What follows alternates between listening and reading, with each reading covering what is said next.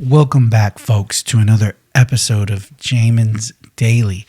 We are going to continue our series on Eat That Frog, which is a self-help book to help us all stop procrastinating and get things done, folks. So the last time we spoke, we were looking at this, we were looking at chapter. We were finishing chapter 2 about planning, and then we were finishing chapter 3, or we were going into chapter 3, which was about the 80-20 rule. Okay, folks, the 80-20 rule, which really just means you got to spend your time on the big things, the things that matter. You can spend There's 80% of the stuff that you work on doesn't matter. It's not as big.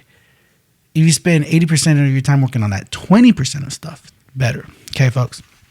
And so at the end of that chapter 3, which was about the 80-20 rule, it had asked, or it was saying that we needed to look at our list and to find out on the lists that we make, which one of the tasks on the list fit into those 80-20s, the 80-20. Which one of these, and the whole point is about pinpointing what is the 20. So if you make a list, which one of those are the most important? That's the 20%, and the 20% is the frog.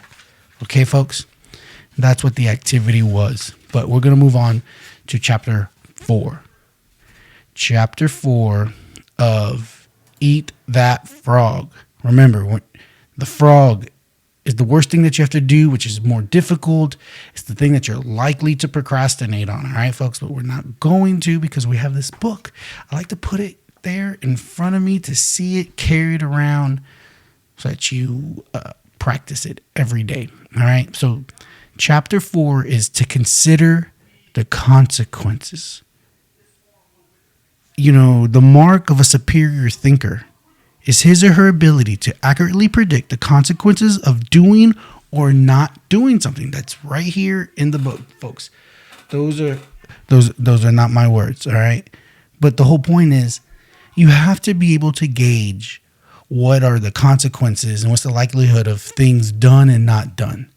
Because some things you don't have to do. There's some things that you can put off and do tomorrow. This whole book and the whole thought and how you can be successful is being able to accurately and consistently predict what it is you need to do, what is most important, and then you need to do those things quickly.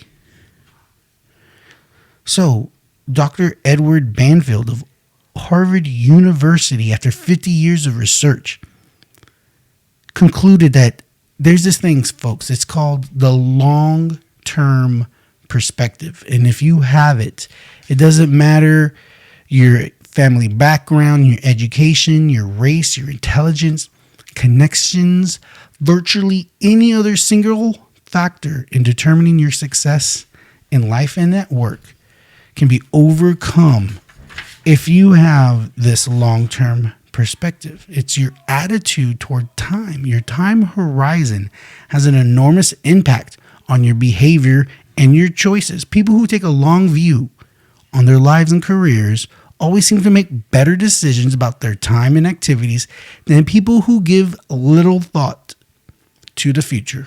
Okay, folks? So here's a rule.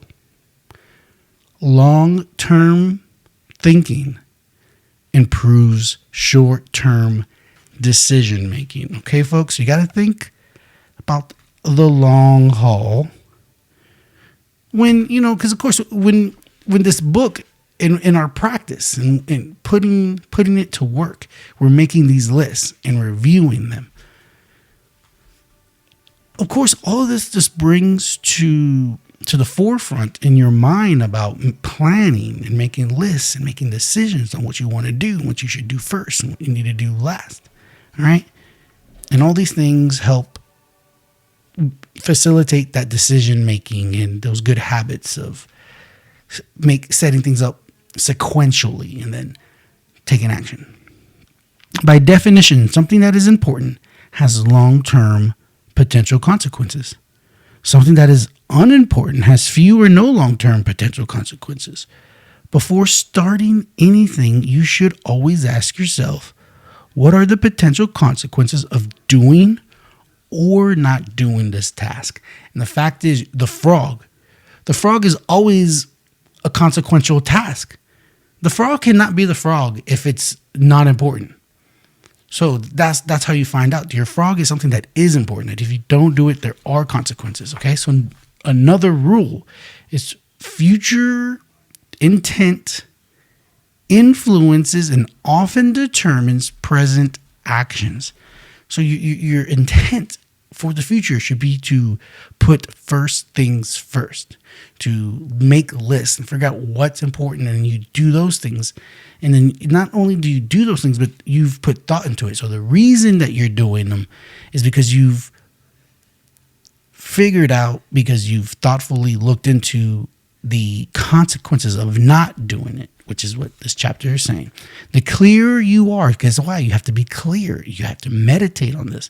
The clearer you are about your future intentions, the greater influence that clarity will have on what you do in the moment. With clear long-term vision, you are much more capable of evaluating an activity in the present and to ensure that it is consistent with what you truly want to end up with, what you're trying to do.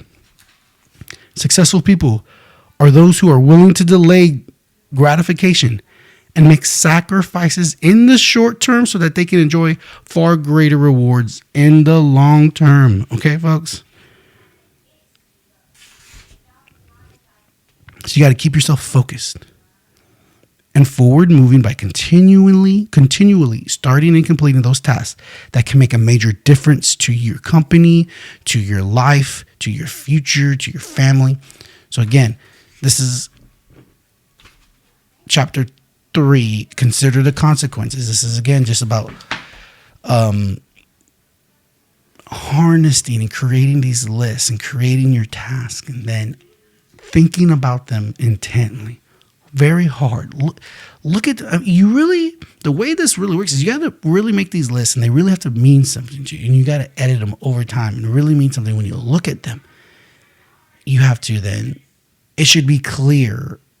Like, it is amazing. The book really says it. Over time, if you really put the work into it, it'll become clear what you're supposed to do and what should be done first, in what order. First things first. You'll know, well, if I don't do this, then this is what can happen. If I don't do this by this time, this is what can happen. The only way you know this is by looking at these lists and contemplating and really pondering upon it, folks. And that's what this book, in my own editorializing here is that when you procrastinate, a lot of times you procrastinate because you just don't spend this time. You don't think about it. You put it off and you don't think about it. That's half of procrastinating, is out of sight, out of mind. I don't want to deal with this. I don't want to think about it. Whereas when you follow these rules, these steps, creating these lists and looking them over, it is the complete opposite of putting it aside, putting it away for some other time. Okay, folks? Procrastinating. All right. So, really enjoyed our time together again. One of the cool things that I've already had some successes, some small successes. I started I started a Twitter handle. That was one of the goals. Start a Twitter handle and post a tweet. Haven't posted a tweet yet, but I'm going to do it very soon. The other thing is, in addition to starting our Twitter, which I did, I posted a YouTube short. That was one of the goals. I wanted to do at least one YouTube short. So I wanted to create Twitter and post a tweet. Fixing to post a tweet. I wanted to look into YouTube shorts and post a short. Done. So, those are on the list, and I think those are two of the things that are also the consequences. What if I don't do them? And what if I do? I think those two things could have a huge impact. And the reason why I'm able to think and know this is because I'm putting in the work. how this book talks about it, okay?